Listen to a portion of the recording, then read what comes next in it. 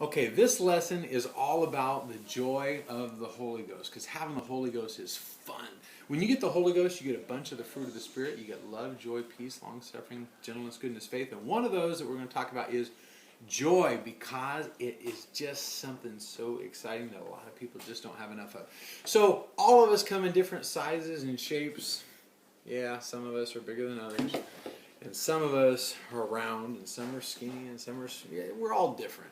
We're all different colors and shapes and sizes, but we all can be full of the joy of the Holy Ghost. So that's what we're going to talk about today. Because when you get the Holy Ghost, something neat starts to happen. You get the Holy Ghost inside of you, and you just start... Oh, some neat stuff starts happening. Isn't that great? Isn't that cool? Neat stuff starts happening. And it doesn't matter what you look like. Stuff can start happening to you too. How big you are, how small, it just doesn't matter. As long as it fits. I mean, you might need to break this a little more. Your house will never be the same. Okay, let's see. Yes, a little bit more. Let's see if I can find one small enough for this one. Ha-ha! Okay, you got it? Okay.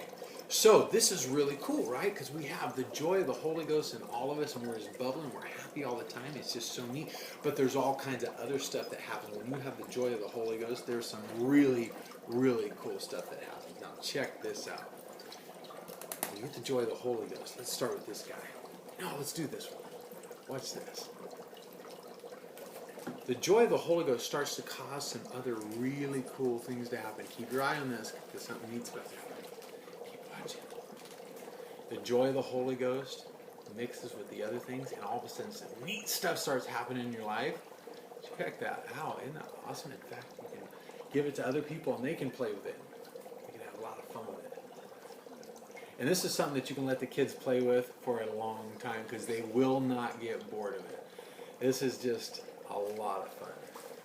And you can keep doing more and more with it, such as this. This one's cool. If I can get it to work on this table, we'll see. This is a jar that I have that I've attached a hose to, and the hose has... Okay, so the hose is blowing out the same kind of smoke. But if I can get this to work, I'm going to try to do this on... Let's see what I can do this. I don't know if I can...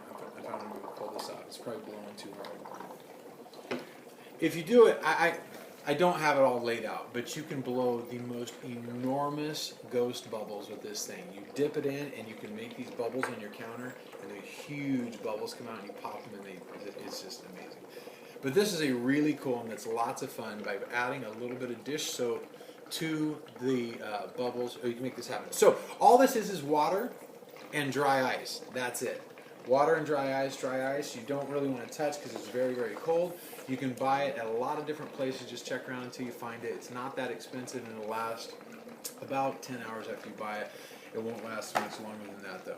So you just drop it in the water, color the water to make it look cool, and it gets very, very cold, but you start seeing the smoke rising. You put dish soap in there, and you get some really cool effects. But this can entertain your class for hours, besides being a good object lesson for the joy of the Holy Ghost. That's it.